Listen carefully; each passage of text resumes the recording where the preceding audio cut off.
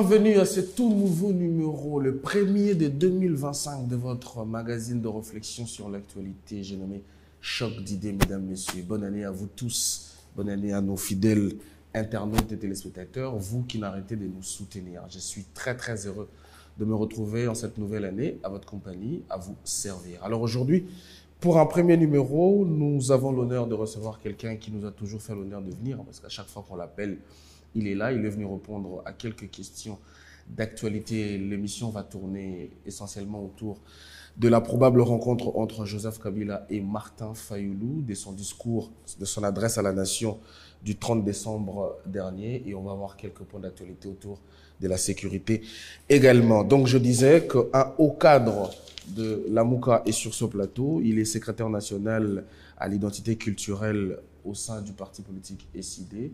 C'est un artiste, ou je pourrais dire ancien artiste, il va nous confirmer. Lui, c'est Alex Dode Essankou, alias Lexus. Les gars, là qui je dis bonjour. Bonjour monsieur. Comment allez-vous? Je tiens. Bonne année, j'en profite. Merci pareillement. J'en profite aussi voilà, de corriger quand même quelque chose. Je m'appelle Dende Essakanou. Ah, Essakanou. Voilà. Désolé. Non, mais c'est pas grave. Et ben, écoute, j'ai dit aussi bonne année, mais le meilleur à votre maman. Ah. Parce que je sais que... Elle est très fan. Voilà, je sais que de temps en temps, à chaque fois que je passe, elle suit. Donc voilà. Effectivement. En tout cas, la santé avant toute chose. Coucou maman. Voilà. Alors, monsieur Alex, merci d'être venu. C'est un honneur à chaque fois que je vous reçois. On va commencer avec l'actualité. Il a été confirmé par quelques cadres de votre parti, de votre plateforme La Mouka, que M. Martin Fayulu était prêt à rencontrer l'ancien président Joseph Kabila, mais avec des conditions. Avant qu'on arrive aux conditions, moi, la première question que je me pose, qu'est-ce qui se passe quand on est Martin Fayulu, on est SID, on est La Mouka, pour accepter aujourd'hui de rencontrer le FCC, qui, soit dit en passant, vous a volé votre victoire de 2018. Qu'est-ce qui a changé pour que vous changez d'avis à ce point-là? Merci beaucoup. Vous parlez de l'actualité, donc laissez-moi au moins m'acquitter d'un devoir parce que je suis un lumumbiste. On est le 17 janvier. En effet.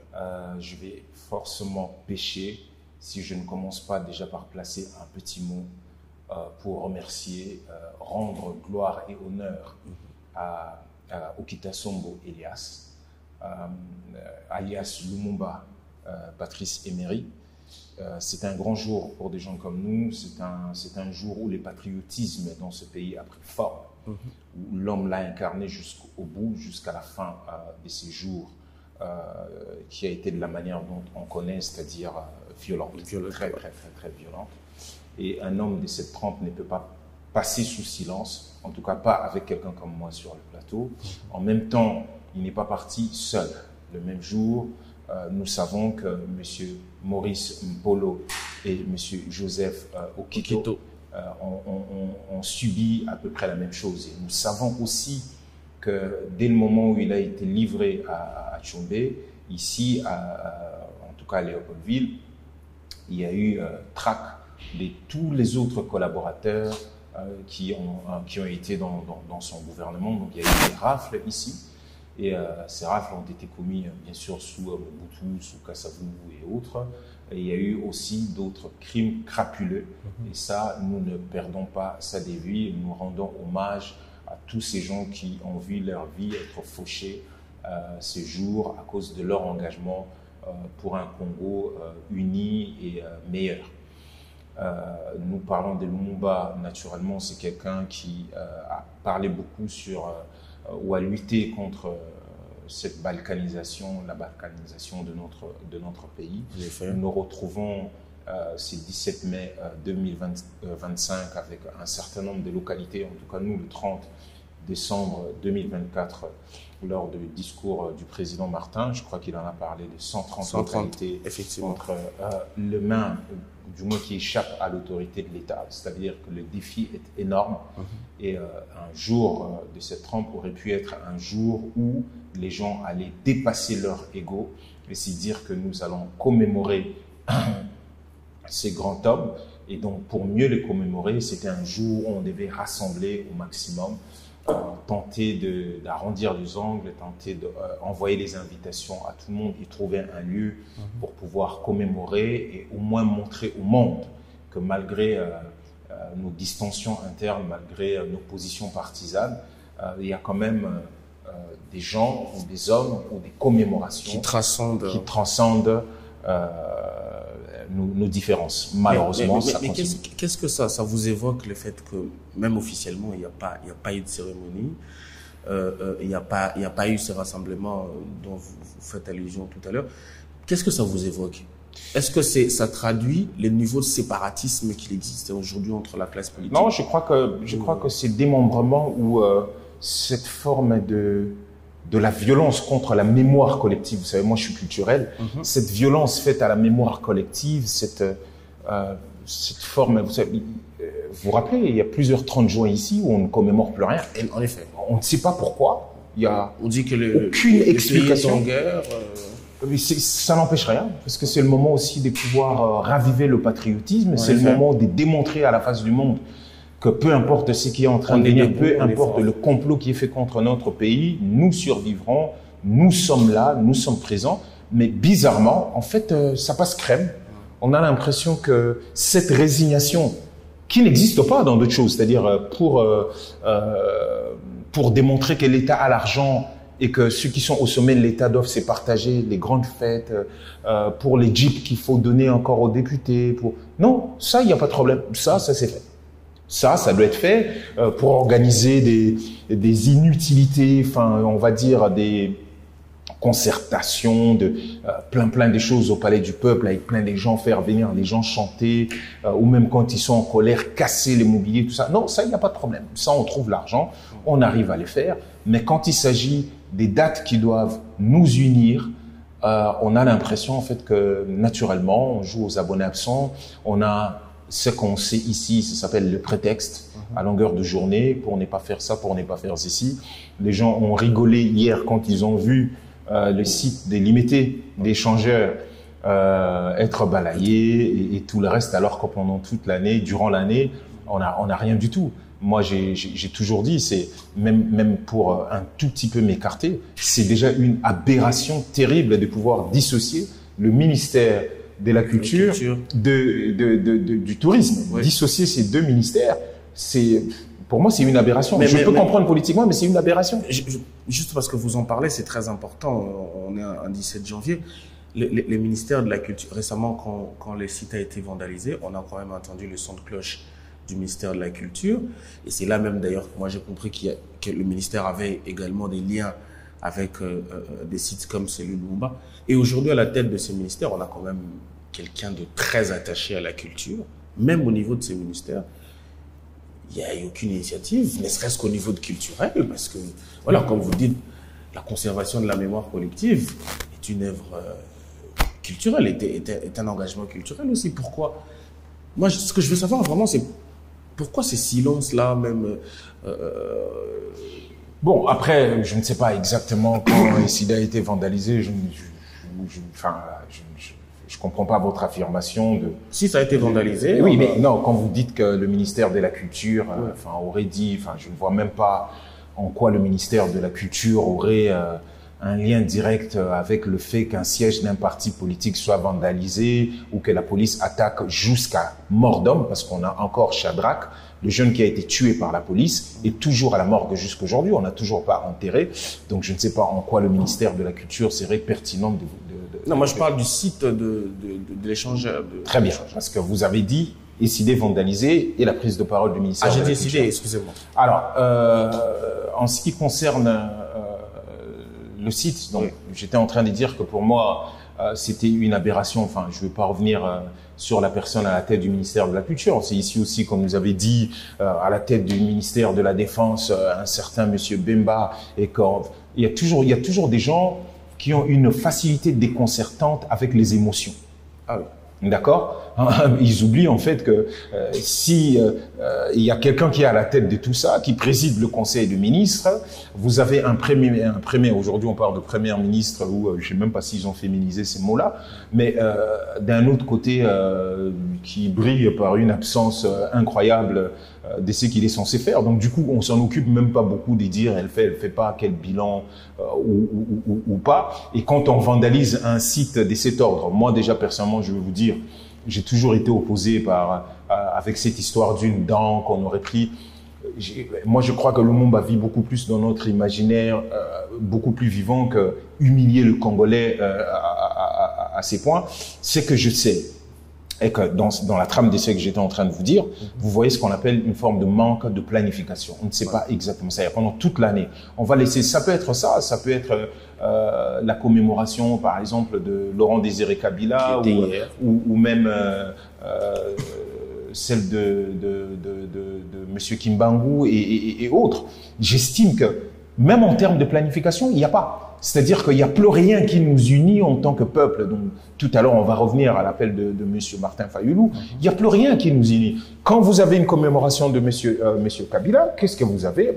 Vous avez la famille Kabila en tête et tout le reste. Ces personnages ont déjà transcendé le niveau familial. En effet. Donc aujourd'hui, je le disais tout à l'heure dans une chaîne consoeur, votre chaîne, enfin, je veux dire une chaîne consoeur, et j'étais en train de dire qu'en fait, en réalité, un fils biologique ne peut pas se tenir devant moi et croire qu'il a beaucoup plus de droits que moi, par exemple en ce qui concerne Lumumba, ou en ce qui concerne Laurent Désiré Kabila, ou même en ce qui concerne Kimbangu et tout autre personnage qui aurait la portée, qui aurait sacrifié sa vie, qui aurait tout donné pour que le Congo soit dans l'état où il... Enfin, je veux dire, pour que le Congo survive, et que son fils biologique viendrait me parler, je ne l'accepterais pas du tout, parce que son père avait transcendé ces niveaux-là. Et souvent, les fils, ils sont probablement pas à la hauteur de ce que leurs pères ont dû faire. Et ça, le pays qui a élevé ces gens au rang où ils sont doit faire en sorte que ces journées, ou une journée de cet ordre, soit symbolique. Aujourd'hui, quel est le lien qui unit le ministère de la Culture avec le ministère de l'Enseignement, le ministère du Tourisme avec le ministère de l'Enseignement?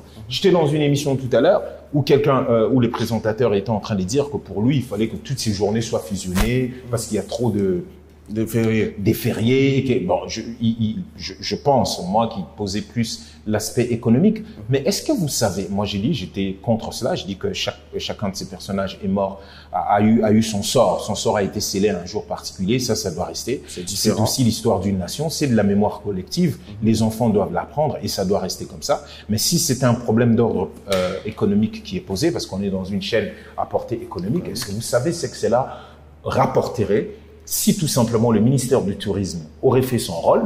Moi j'ai dit que dissocier tourisme et culture, c'est une aberration tout simplement. C'est quoi le produit du tourisme? C'est la nature et la culture. Donc dissocier les deux, vous allez mettre les gens dans une espèce de cafouillage. Mais là, qu'est-ce que le ministère du Tourisme a fait en termes de répertorier le site, comment conduire les gens, comment le rendre attractif?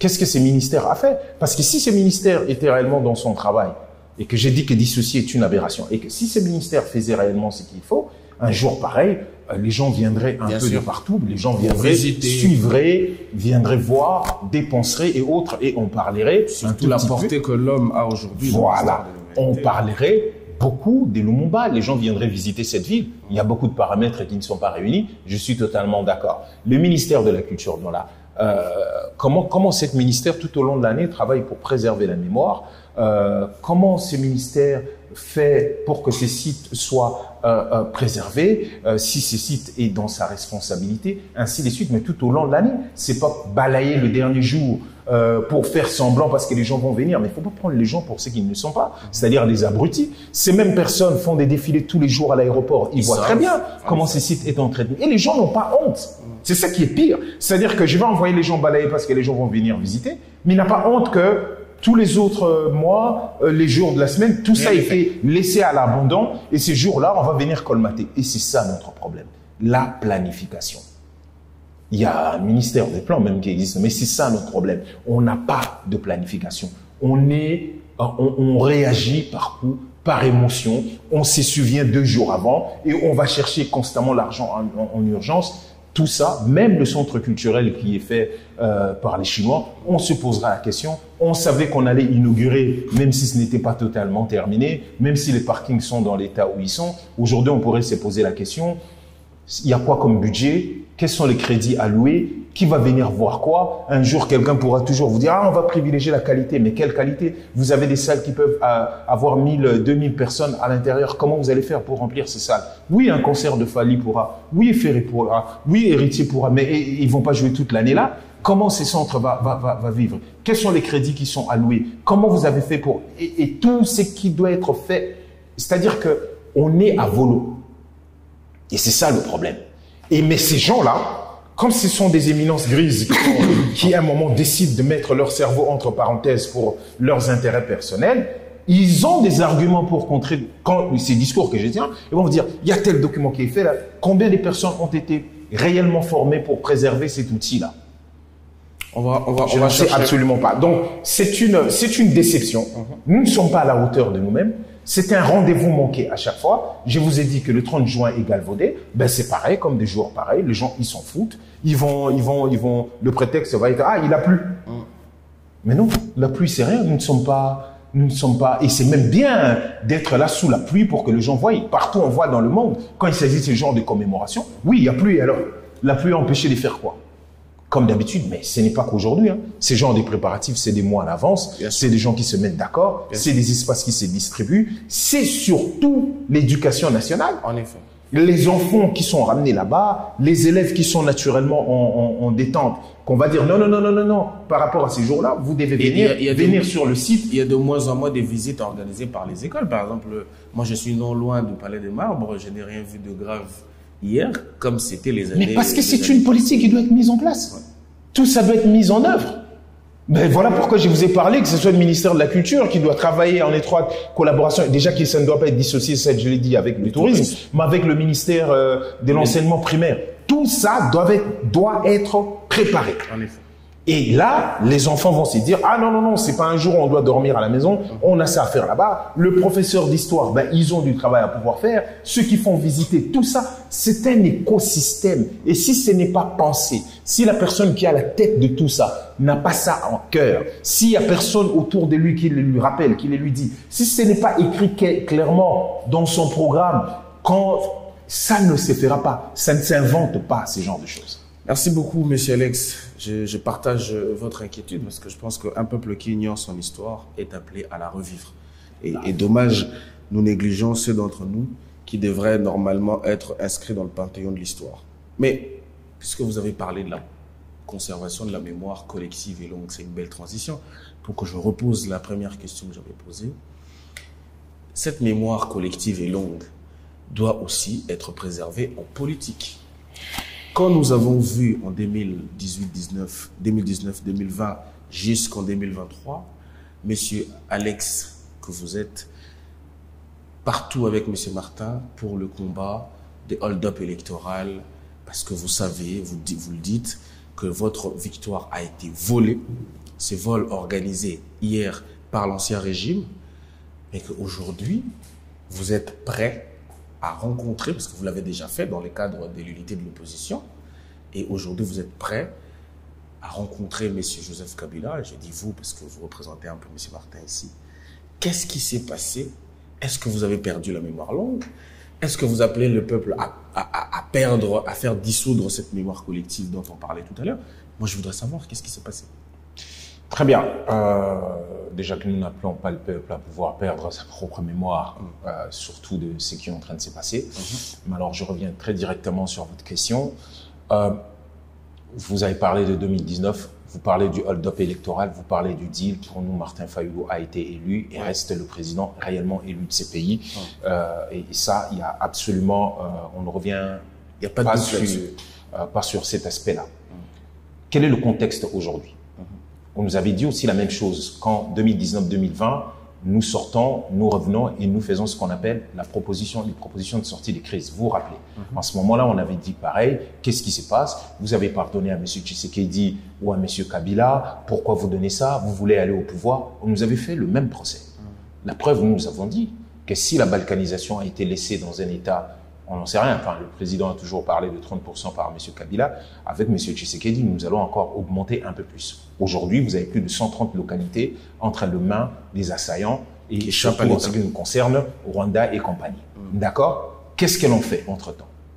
Qu'est-ce qu'elle en fait? On reste sur un positionnement, on s'est dit, là on parlait des élections, on parlait de la victoire du peuple qui a été volée. Nous sommes totalement d'accord. Mais est-ce que là on est en train de parler des élections? Là on est en train de parler de quoi? Il s'agit de quoi? Notre intégrité territoriale, l'intégrité territoriale de notre pays n'est pas que menacée. C'est-à-dire que nous sommes en train d'assister à ce qu'on appelle une espèce de balkanisation de fait. Aujourd'hui, combien de ces gens qui criaient ici hier que les soldats allaient rentrer je ne sais par quel bout pour pouvoir reprendre Bunagana? Est-ce que vous avez encore le nom de Bunagana qui paraît encore dans le microcosme aujourd'hui dans les éléments de langage? Plus du tout. Voilà, les gens se contentent à chaque fois qu'on est passé de telle localité à telle localité, on concentre notre attention là-dedans. Nous continuons à soutenir Mordicus, nos FARDC, parce que nous savons que nous avons une armée, mais après, nous ne sommes pas d'accord de la manière dont les choses sont gérées, parce que l'efficacité, comme vous savez, il n'y a pas de mauvaises troupes, c'est que le chef qui a un problème. Donc, à partir de là, nous laissons les choses partir, nous continuons à regarder comme ça. En août dernier, commençons d'abord, le 30 juin dernier, lors de son adresse à la nation, M. Martin avait déjà proposé l'idée de la cohésion nationale, commençant par un dialogue entre Congolais. D'accord? Et un dialogue basé sur la vérité et la réconciliation. Un dialogue entre Congolais. L'idée a été lancée. Nous disons, nous ne pouvons plus continuer comme ça. Oui, il y a eu un simulacre d'élection là en 2023, mais est-ce que nous restons là? On ne parle pas de nous, on parle du pays. Guidé par quoi? Qu'est-ce qui est le leitmotiv dans l'esprit de M. Martin quand il propose la cohésion nationale sur base de la vérité et de la réconciliation? L'article 63 de notre pays. Tout Congolais a les devoirs, a le droit et les devoirs sacrés de défendre le pays et son intégrité territoriale. C'est clair à ce moment-là. Donc, il faut faire appel à tous les Congolais patriotes. Nous devons parler entre nous et nous devons mettre en place ce que nous appelons aujourd'hui le processus de Kinshasa. Parler de quoi? Excusez-moi. Excusez-moi, parler de quoi? Non, je vous relance parler de quoi? Parce que l'ennemi est connu. On sait aujourd'hui que le M23, M. Martin l'a répété lors de son adresse à la nation, le M23 c'est un supplétif du Rwanda. Aujourd'hui, Kagame le dit plus que haut d'ailleurs. Cette discussion, on va parler de quoi? La question, c'est renforcer l'armée. Si vous voulez, faites un appel, par exemple, aux gens d'intégrer ou au peuple de se révolter, mais de quoi va-t-on parler? Très bien. Nous avons mis les thèmes. Je peux aller comme ça, il y en a 4. Il y a 4 thèmes, mais je peux peut-être en citer des mémoires comme ça de tête. Allez-y. L'intégrité territoriale, première chose. Oui. Parce que quand vous dites deuxième ou troisième, à la fin, je sais que quatrième, on doit parler des réformes électorales. Je sais qu'entre le deuxième, on va parler, le deuxième thème, c'était sur la corruption, la gabegie, corruption, tout ce qui est en train de se passer, le coulage et autres, où l'État est en train de perdre de milliards et les gens sont en train d'amasser. Il y avait à peu près 4 thèmes, là je viens de vous citer 3, des mémoires. Voilà les matières que l'on peut régler. Après, nous faisons la proposition. Les autres peuvent inscrire d'autres thèmes à l'ordre du jour. Enfin, les gens m'ont parlé de changement de la Constitution, ainsi de suite. Mais il faut déjà que le principe puisse être accepté. Vous savez que quand l'idée a été proposée au mois de juin, vous connaissez les partis qui ont torpillé l'idée en disant clairement qu'il veut donner des béquilles à M. Tshisekedi. Vous vous rappelez de cette histoire-là? Le pouvoir n'a pas voulu de cette idée. Très bien. Ils ne sont pas venus. Très bien. Après, le pouvoir s'est prononcé en disant, nous, ça ne nous intéresse pas, le pays n'est pas en crise, ça c'est M. Tshisekedi. Mais nous constatons, si vous prenez depuis lors à maintenant, le nombre de localités qui sont tombées. Qu'est-ce que nous faisons? Nous croisons les bras? Non. En août dernier. Est-ce pour autant qu'il faut aller parler à Joseph Kabila? Mais écoutez. Que va-t-il faire pour que l'on recouvre notre intégrité? Je sais où se trouve. Je vais revenir dans ça, garder ça en esprit, que je puisse élaborer et vous reviendrez directement dans ça. D'accord. La Constitution parle de tout Congolais. Tout Congolais. Et même dans ça, il y a une blague que je peux faire. C'est-à-dire que quand je vais justifier personne, monsieur Kabila, en 2019, fait ami avec M. Tshisekedi. Il pavane partout, on sabre des champagnes et autres. Non, c'est le Congo qui gagne. Le 13 novembre dernier, vous savez, il y avait la concertation, la réunion que la CENI avait organisée où chaque candidat devait ramener au moins une personne de son état-major pour discuter. le président élu m'a ramené lors de cette réunion. On se retrouvait avec M. Tshisekedi. M. Jacquemain Chabagne est venu avec son candidat. Moi, je suis venu avec M. Tshisekedi. Il y a des accolades, c'était une ambiance bon enfant. Non, c'était pas bon enfant. Au moins, ils se sont salués. On s'est salués. Qu'est-ce que le Congolais ont dit? Ou surtout, qu'est-ce que UDPS a dit? Ah tiens, c'est le Congo qui gagne, blablabla, blablabla, blablabla, avec tout ce qui est arrivé. Donc, Tshisekedi Kabila, le Congo gagne. Tshisekedi Martin, le Congo gagne.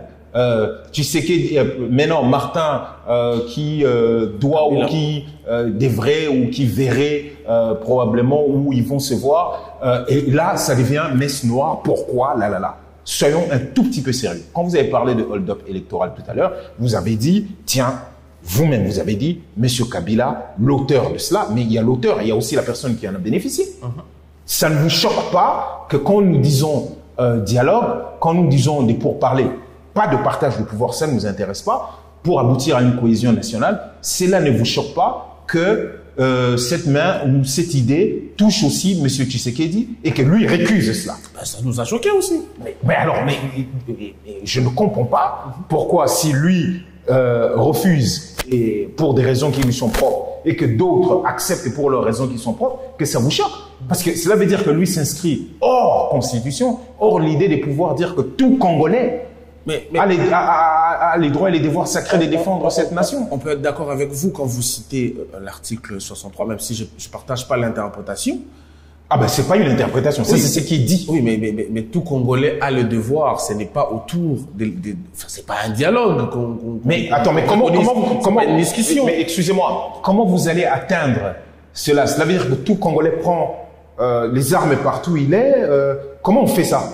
Quelle coordination on fait ça? Dans quel cadre? Ça s'organise par le gouvernement, par exemple. Mais là, par exemple, excusez-moi, les volontaires. Non, mais là, dans les cas d'espèce, plus de 130 localités et plus déjà, le gouvernement organise ces peuples comment? Quand on vous parle de l'efficacité, tout est question d'efficacité. C'est parce que nous, comme j'ai dit, nous soutenons le FARDC. Ce que l'on veut, c'est recouvrer, c'est retrouver que notre intégrité territoriale soit restaurée. C'est tout ce qu'on veut. Que l'autorité de l'État s'exerce dans ces zones. Mais si nous nous taisons et que nous constatons, nous continuons, nous pouvons très bien rester dans notre opposition et nous battre pour d'autres questions actuellement et que chacun soit de son côté. Il n'y a pas de problème. Mais sauf que l'héritage comme notre socle, nous tous, nous sommes assis sur ces Congos. Nous ne jurons que pour ces Congos. Et le Congo de Lumumba se retrouve des faits balkanisés et vous nous dites à nous, ah non, c'est là, il n'y a que le gouvernement. Mais le gouvernement devrait déjà le faire depuis longtemps. Pourquoi l'initiative n'est pas venue du gouvernement? C'est votre rôle justement de faire quoi? De pousser le gouvernement. Mais qu'est-ce que nous sommes en train de faire là? Parce que si c'est pas poussé. Quand vous acceptez, moi, là où j'ai un problème, c'est que quand vous acceptez les discussions comme vous êtes en train de l'accepter, restons d'abord avec le gouvernement, parce qu'on va revenir sur le cas du FCC après. Et qu'au départ, vous dites que ce gouvernement n'est pas légitime, admettons, convenons-nous, qu'il se pose un problème de logique. Ou alors, vous acceptez de reconnaître la légitimité de ce gouvernement, ou alors, vous ne l'acceptez pas. Très bien. Oui. Alors, je vais vraiment vous aider. Il y a deux choses. Il y a la légalité et la légitimité. Ce gouvernement n'est pas légitime. Et ça le restera. Mais il y a aussi le fait, la légalité. C'est-à-dire que qu'est-ce qu'eux ils disent? Dès le moment où la CENI proclame, la CENI est dans une légalité de pouvoir proclamer cela. Dès le moment où il a prêté serment, il est légal. Bien sûr. Mais ce n'est pas légitime. Le code noir était légal, mais ce n'était pas non plus légitime de pouvoir traiter le noir comme on a traité pendant l'esclavage. C'est-à-dire que ce sont des concepts qu'il faut intégrer. Bon, maintenant, on se braque ou on reste en disant que ce gouvernement qui n'est pas légitime, les simulacres d'élection a fait et que le pays est dans ça et nous dormons, nous laissons le pays dans ce qu'il est. Plutôt, merci d'apprécier le patriotisme, grandeur d'âme des gens qui sont blessés dans leur chair. D'un peuple, aujourd'hui, il y a plus de 7 millions de déplacés internes. Par irresponsabilité, parce que ce n'est pas une catastrophe naturelle. C'est-à-dire que ce qui arrive dans notre pays n'est pas une catastrophe naturelle. C'est l'irresponsabilité, c'est l'amateurisme et surtout l'incompétence de certains qui... L'inhumanité aussi. Tous ces facteurs ont compliqué la situation au point qu'on a plus de 7 millions de gens qui vivent dans des conditions infrahumaines. Maintenant, qu'est-ce que nous faisons? Par responsabilité, nous faisons quoi? Nous démontrons encore, nous disons, Ok, vous êtes dans le coin où vous êtes. Nous ne vous demandons pas de partager les pouvoirs avec vous. Ce n'est pas l'intention, mais nous devons tous nous mettre ensemble pour créer pour donner vie à ce que nous appelons le processus de Kinshasa. Nous parlons entre nous. Comment ça se fait que c'est nous qui sommes défoncés, que c'est nous qui sommes en train de perdre des territoires? Parce que 2028, ce sera fini pour eux. Une autre personne probablement viendra si un de leurs camps n'arrive pas à gagner. En tout cas, ce sera fini pour M. Tshisekedi. Et donc, dans ces cas, si cette personne hérite le pays à moitié amputé, qu'est-ce que nous devenons? Cette personne va passer 5 ans de son mandat à se battre et à se battre. Et en ce qui concerne les autres priorités, ben, cette personne ne pourra pas. C'est irresponsable de les laisser comme ça. Nous proposons un format de dialogue avec un certain nombre de parties prenantes directement pour ne pas nous disperser, d'accord? C'est-à-dire tous ceux qui détiennent une parcelle d'opinion, on va dire dominante ici. Ça peut être M. Katumbi, ça peut être M. Matata, ça peut être M. Sesanga, M. Fayulu qui propose, qui en tout cas initie l'idée, cette dynamique déjà depuis un moment. Ça peut être M. Kabila, ainsi de suite, M. Mukwege. Tous ceux qui ont cette parcelle d'autorité, d'opinion, en tout cas qui fait foi, sous l'égide de nos pères spirituels, parlons. Et nous avons proposé même le thème, c'est-à-dire dans ce dialogue qui peut être de vérité. Quelle efficacité? Mais quelle est l'efficacité actuelle? Quand vous allez parler avec monsieur Kabila, qui n'est pas dans les cadres institutionnels, qui n'a pas de députés, il n'a pas de représentants, qui n'a pas participé aux élections de 2023, on s'attend à quel résultat? Merci beaucoup. Qu'est-ce qui va être fait? C'est qu'il y a quelque chose. Quand je parle par exemple de monsieur Mukwege, s'il est partant par rapport à ça, il a combien de députés au Parlement? C'est le même Parlement là que M. Mouteba de l'OGDEP, c'est ça? Oui.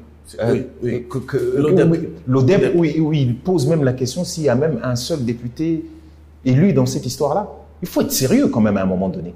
Les institutions qui sont sérieuses se respectent aussi. Quand une institution arrive et dit à l'autre institution, ou l'autre institution dit, tiens, on va vous donner des jeeps, alors qu'ils voient les conditions dans lesquelles les gens qui sont censés représenter vivent, alors qu'ils sont surpayés. Quel respect vous donnez à ça? Eux, aujourd'hui, le pays qui est en train de partir, qu'est-ce qu'ils font? Qu'est-ce qu'ils font pour que le pays, les localités qui sont entre les mains des autres reviennent? Il y a des gens qui se font massacrer. Notre armée ne dort pas jour et nuit. Il y a des éléments qui payent de leur vie pour arriver. Dans quelles conditions sociales ces gens sont?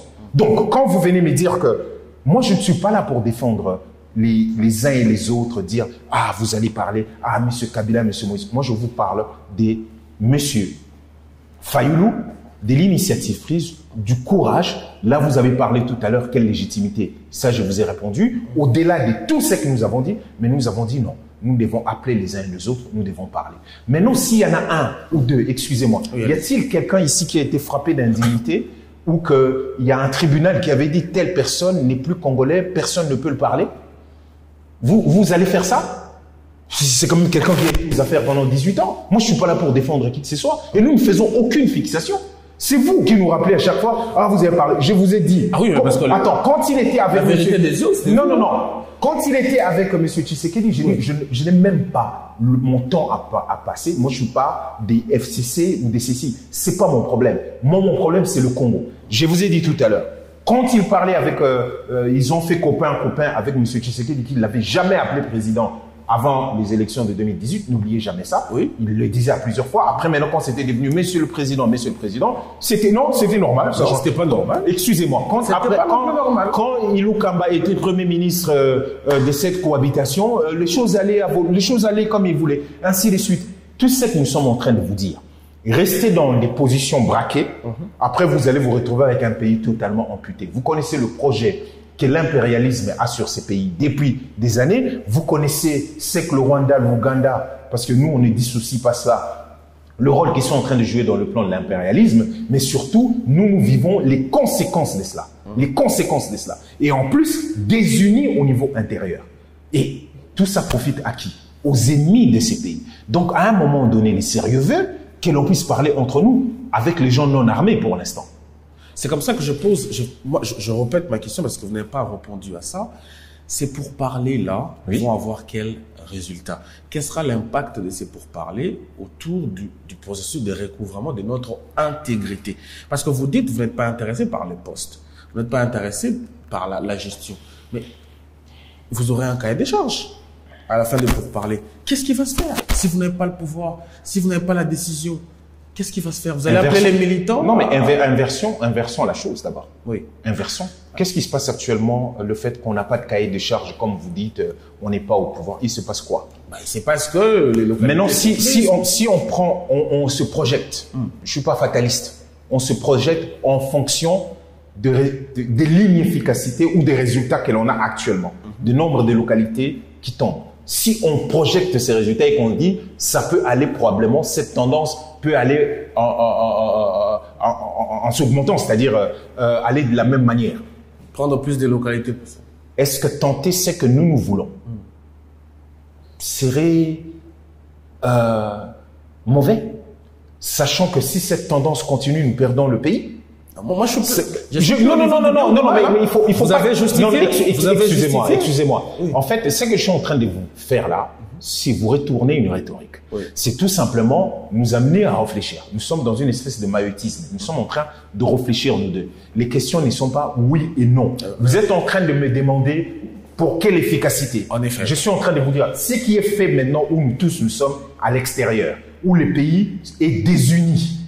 D'accord? Où l'unité nationale n'est pas trônée ou n'est pas forcément l'apanage de ceux qui sont au pouvoir actuellement. Qu'est-ce qui se passe? Quelle est l'efficacité de leur politique? C'est là qu'on doit évaluer. Et après, c'est dire, est-ce que tenter le fait qu'au mois de juin, M. Martin a appelé à la cohésion nationale passant par un dialogue. Au mois d'août, il a repris des États-Unis, il était à Chicago à la convention du Parti démocrate. Il a repris à peu près la même chose. Il a repris dernièrement le 4 décembre de mémoire, j'étais juste à côté sur France 24, où il a parlé de la disponibilité de pouvoir éventuellement discuter dans ces cadres-là. C'est-à-dire que s'il y a un cadre qui est fait, qui est pris en tout cas mis par exemple nos pères spirituels, ils discuteraient avec tout Congolais. Nous, on n'a pas de problème. La preuve, on a discuté avec M. Katumbi, on discute le plus souvent avec M. Sessanga, que ce soit avec M. Matata et autres. M. Tshisekedi s'étant montré, comme vous le savez, en disant qu'il n'y a pas de crise, il n'y a pas d'opportunité. Mais nous constatons que notre pays est en train de partir.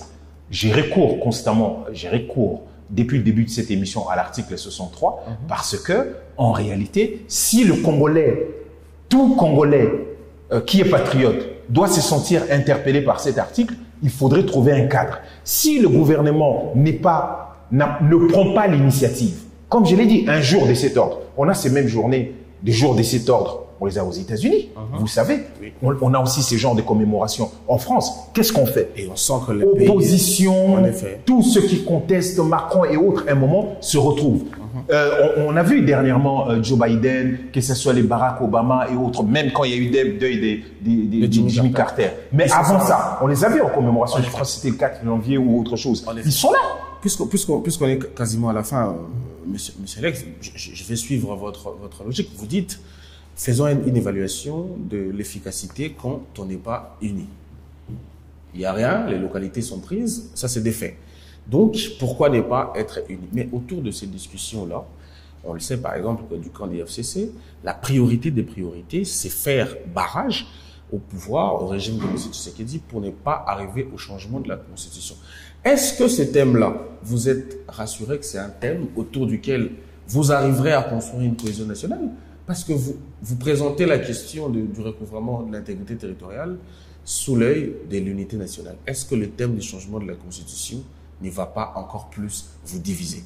Je recommence. Déjà, je suis quand même un peu surpris que vous disiez que c'est peut-être FCC qui porte le combat de non-changement de la Constitution. Vous savez, dès 2023, oui.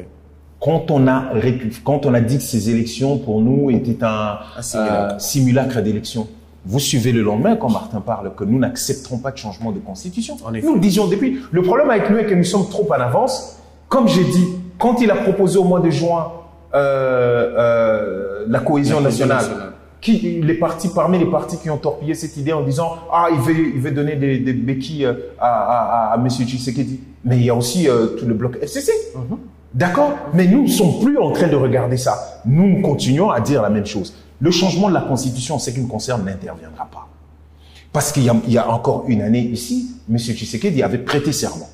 C'était quoi son serment? Ce n'est pas de défendre cette Constitution. Aujourd'hui, que l'on vilipende cette Constitution, Constitution des étrangers, Lambeau, tout ce qui est dit à tort et à travers, ce n'est pas de la rébellion? Ce n'est pas vouloir, en fait, pourquoi l'article 64 dans son alinéa 2 ne s'appliquerait pas dans ça? C'est-à-dire rébellion contre la Constitution, c'est-à-dire renverser, en gros, un régime constitutionnel. Et surtout, ou exercer même le pouvoir en dehors de la Constitution. Maintenant qu'on a vilipendé, on a insulté cette Constitution parce qu'on ne peut pas accéder à l'article 220. Parce qu'au départ, on a parlé de la révision. La révision, effectivement, l'article 218 donne au président de la République l'initiative de la révision de la Constitution. Le temps que les gens posent, mais vous voulez réviser la Constitution, pourquoi? On nous sort l'article 217. On a battu ça en brèche. On nous dit, on nous parle de gouverneur. On a dit, mais vous avez la majorité écrasante dans toutes les provinces, c'est que vous en avez contre, machin. Vous en avez le contrôle. On nous parle du retard par rapport à la mise en place du gouvernement. On dit, non, c'est vous, vous êtes fourvoyés. Les gens qui ont eu des machines vous ont ramené des scores staliniennes et vous ne savez plus comment partager ces gâteaux-là. Voilà pourquoi toutes ces histoires ont pris du temps. À la fin, il n'y a plus d'arguments. Mais comme c'était l'article 220 qu'il fallait atteindre, on dit, ah non, il n'y a plus de révision. Maintenant, on va parler de changement de la Constitution. Par quel miracle? Par quelle opportunité? Mais, je le dis encore, partout dans ces pays, je dis partout dans le monde où se trouvent les gens, surtout moi en tant que culturel, je ne peux que prôner le dialogue, je ne peux que prôner les passerelles. Si les gens estiment qu'ils doivent parler, nous disons déjà niet, nous ne sommes pas d'accord. Mais si certains disent, bon, dans le cadre de ces dialogues, venons, chacun va ramener ses thèmes et tout, nous ramenons et nous commençons à réfléchir. Ceux qui vont prouver aux autres qu'ils ont raison et qu'à un moment, parce qu'il faut arrondir les angles, il faut qu'on aille, on peut y aller. Moi, je l'ai dit et je l'ai dit dans toutes les émissions. Moi, j'ai proposé à monsieur Tshisekedi quelque chose avec tout le respect que je lui dois. Je dis quelque chose de simple. Quand vous avez déjà prêté serment avec cette Constitution et surtout de défendre cette Constitution, ce que je vous propose, tout ce qui vous gêne dans cette Constitution, prenez ça, mettez ça dans le projet de société de votre dauphin. Comme ça, votre dauphin en 2028, d'accord, va battre campagne déjà en vilipendant, en parlant des réformes constitutionnelles qu'il va apporter, ou même d'un pseudo-changement de constitution qu'il voudrait, et le peuple à ce moment serait au courant de cela. Et on va voir comment ce peuple va pouvoir réagir. Comme ça, au moins, ça enlève tout débat et ça lui laisse à lui la capacité, surtout, d'être à l'écoute, d'appliquer des solutions, mais aussi de rejoindre la dynamique, de dire que l'histoire du pays, là, l'histoire de la balkanisation, je ne peux pas porter ça seul. Vaut mieux qu'autour d'une table, nous parlions pour que nous élaborions vraiment ce qu'il faut pour que notre pays recouvre son intégrité territoriale. Merci beaucoup, monsieur Alex. Le temps qui nous a été donné est fini, mais je demande vraiment 2 minutes à la régie parce que si je ne pose pas cette question-là, ça sera terrible. Il y a 2 questions, 2 dernières. Vous aurez 2 minutes pour répondre. La première, c'est que récemment, vous avez dit être d'accord avec les discussions avec monsieur Kabila, mais que vous trouvez quand même que balayer d'un revers de la main un passé qui vous a blessé, vous, personnellement, était de l'ordre de l'inacceptable et que vous demandiez d'ailleurs que quelques explications soient fournies, pourquoi pas à la place publique. Est-ce que vous avez changé d'avis par rapport à ça? Je n'ai absolument pas changé. Oui, j'enchaîne et puis comme ça vous répondez, on va conclure. La deuxième question, c'est autour de l'adresse à la nation du président Martin Fayulu, où il dit, je paraphrase un peu, que le pouvoir organise des migrations tribales dans l'objectif de venir contraindre les actions de l'opposition. N'est-ce pas un peu un propos tribaliste? Comme ça, vous avez 2-3 minutes, vous répondez, et puis on va conclure. Merci beaucoup. Par rapport à la première question, je vous ai dit, je n'ai pas changé d'avis. C'était mon avis personnel, je n'ai pas changé. Mais si vous m'avez suivi très bien, nous sommes en train de dire un dialogue, c'est-à-dire un cadre pour pouvoir parler entre Congolais, fondé sur la vérité et la réconciliation. Donc même mon envie personnelle, c'est-à-dire ma demande personnelle sur ce qui s'est passé, est inclus dans le mot vérité. Vous avez compris? Oui. J'aurai cette vérité-là, les gens auront cette vérité-là, et nous pourrions avancer. Et j'avais enchaîné, dans l'élément que vous dites, j'avais enchaîné en disant, personne ne demande à qui que ce soit de pouvoir présenter des excuses. Mais au moins, même pour la pédagogie, même pour l'histoire, il nous faut cette vérité dite par les acteurs principaux. Mais nous connaissons comment tout ça s'est articulé. Ça concède dans le dialogue, c'est déjà prévu d'une certaine manière parce qu'on va se dire des vérités qui blessent, mais au moins elles seront dites et les gens pourront comprendre et nous pourrions passer. Nous ne faisons aucune fixation sur la personne de M. Kabila ou autre. Nous parlons de l'article 63 où tout Congolais, je vous ai dit, a le droit et les devoirs sacrés de défendre le pays et son intégrité territoriale. Et c'est dans ces cadres-là que nous prônons de pouvoir parler entre nous sous l'égide de nos pères spirituels. M. Tshisekedi est le bienvenu, tout comme M. Kabila sera bienvenu, il n'y a aucun problème. L'idée, c'est que l'on parle.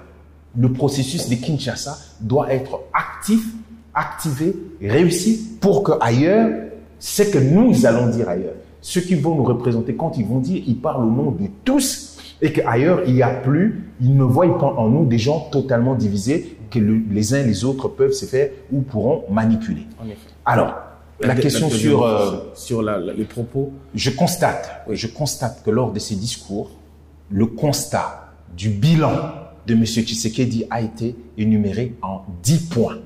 Parmi ces points, il y avait bien sûr cette histoire de notre pays, c'est-à-dire l'intégrité territoriale. Il y a eu la corruption, banditisme urbain en évolution, la défaillance de la diplomatie, ainsi de suite. Il y a eu 10 points.